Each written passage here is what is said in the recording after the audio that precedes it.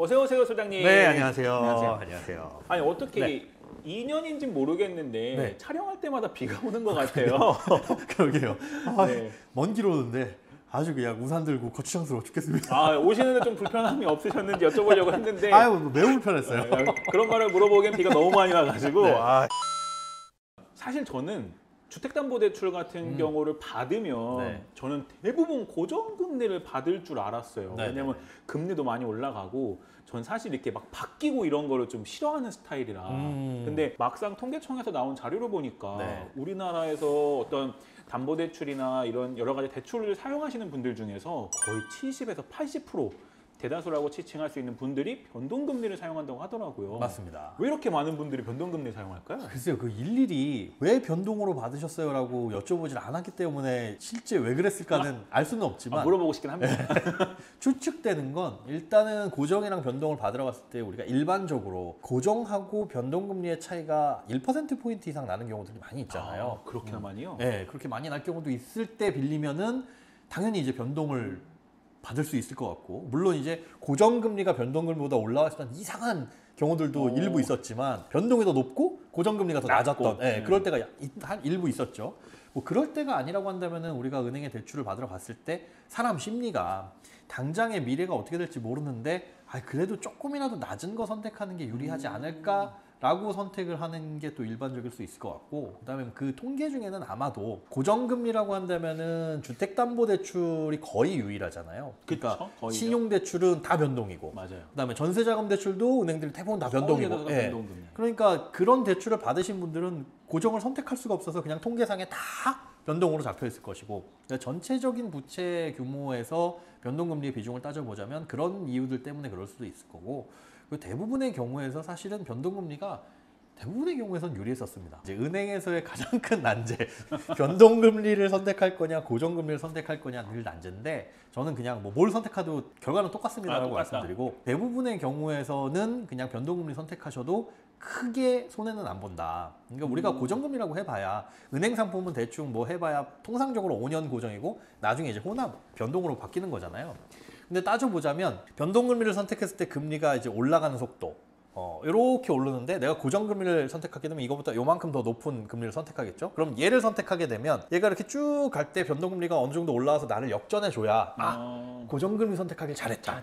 할 텐데, 이 역전하려면 최소한 내가 대출을 받는 기간 중간 정도가 되기 전까지 역전해서 올라가야 되고, 역전해서 올라가면서 그간에 이만큼의 폭을 상회해서 이만큼 더 올라가야지 맞아요. 똔똔이잖아요. 맞습니다. 똔똔입니다. 그런데 그걸 생각해보면 지금보다 금리가 이만큼이 더 올라가야 된다고 생각했을 때 그 차이도 굉장히 크고, 변동금리라고 하는 게 오늘 대출을 받았는데 다음 달에 바뀌고 그 다음 달에 또 바뀌고 또 바뀌고 그 정도까지는 아니죠. 그렇죠. 대부분 6개월 변동 이렇게 되다 보니까 올라가는 와중에서라도 지금 올라가고 그 금리가 적용되는 이 텀도 있고요.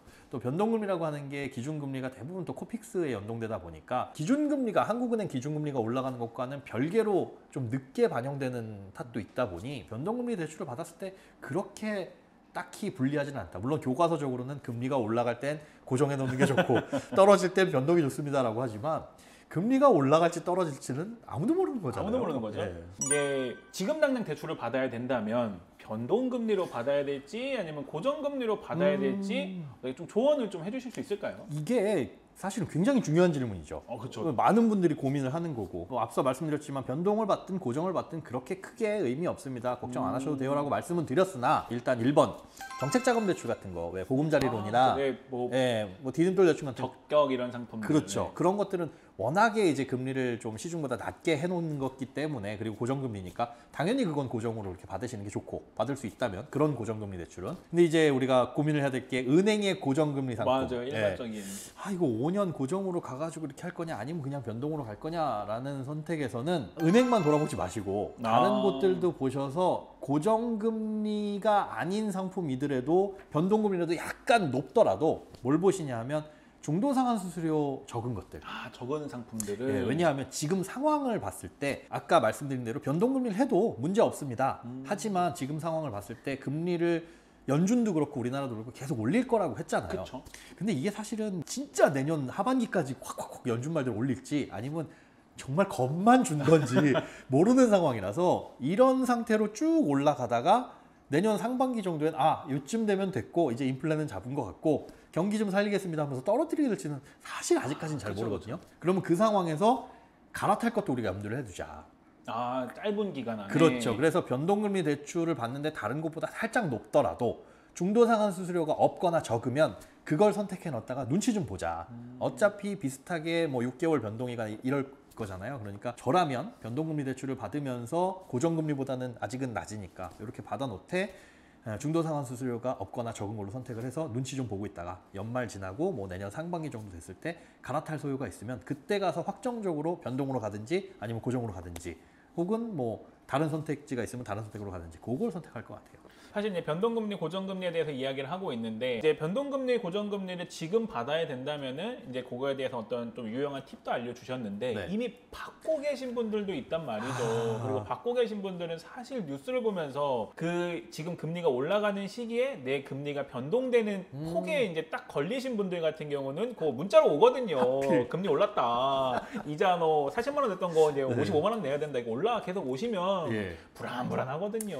아. 고정금리로 갈아타는 게 나을지 예. 아니면 조금 더 어떤 전체적인 상황을 주시하는 게 나을까요? 저는 후자라고 봅니다. 그러니까 지금 와서 고정으로 갈아타기엔 아마 고정금리 대출 보시면 깜짝 놀라실 거예요. 깜짝 놀랍니다. 그냥 이렇게 높다고? 4% 후반이라고? 그러니까요. 이게 왜 그러냐면 은행들이 지금 발행하는 채권금리가 굉장히 높게 나오고 있어요. 아까 고정금리의 기준금리는 은행들이 발행하는 5년짜리 채권을 기준으로 삼고 거기에 마진을 붙인다고 말씀드렸잖아요. 근데 은행들이 기존에 이제 코로나를 겪으면서 나라에서 대출이나 은행에 관한 규제를 많이 풀어줬어요. 맞습니다. 왜냐하면 그래야 은행들이 좀 대출도 많이 해주고 네. 돈도 많이 푸니까. 그래서 여러 가지 규제를 많이 풀어줬는데 그 규제를 다시 조이기 시작했습니다. 쉽게 얘기해서 그 규제라는 건 은행 창고에 넣어둬야 될 비상금 좀 많이 쌓아놓아라, 자본 좀 많이 확충해라 이런 거거든요. 근데 그런 것들을 풀어줬다가 다시 조이다 보니까 어디선가 돈을 끌어당겨가지고 창고에 넣어놔야 되잖아요. 그런데 예적금만으로 그걸 다 끌어오기는 어렵고 그래서 은행도 채권을 발행하는데